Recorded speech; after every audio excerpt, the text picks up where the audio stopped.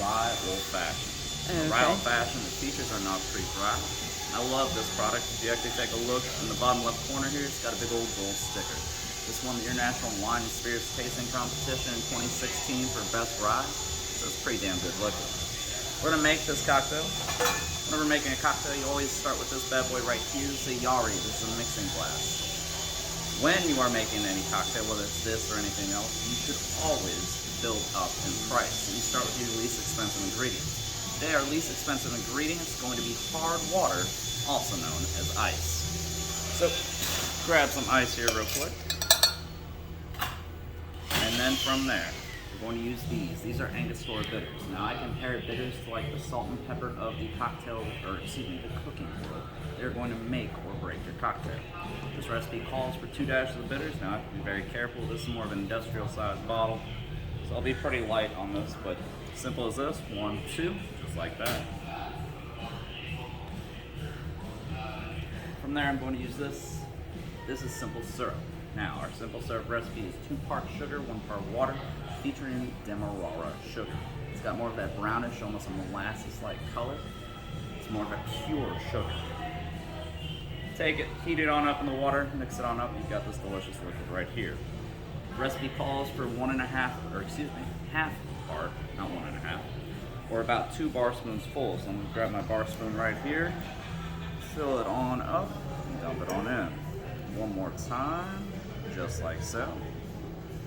Place that back down there. Then finally, it's time for the star of the show. It's time for the Knob Creek Rye.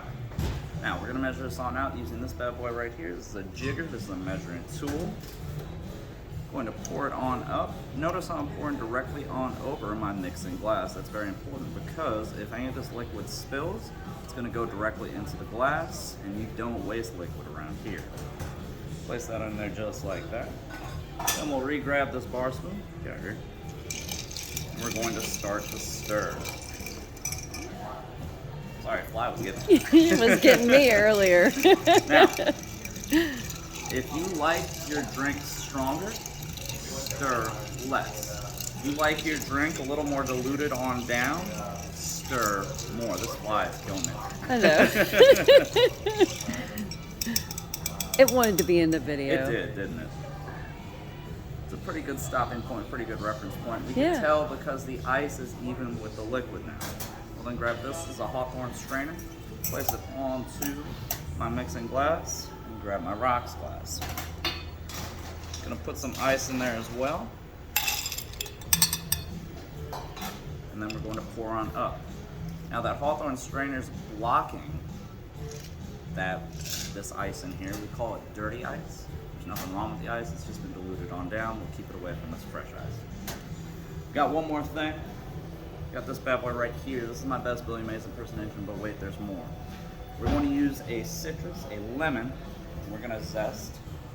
Most of the time, most people are going to use orange on their old fashions. We want to play with it a little bit using that rye, so we're going to play around with it. You're going to express over the top, get those juices going, and go around the rim just like so.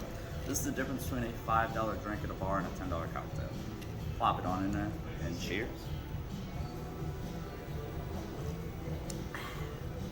That's early in the morning.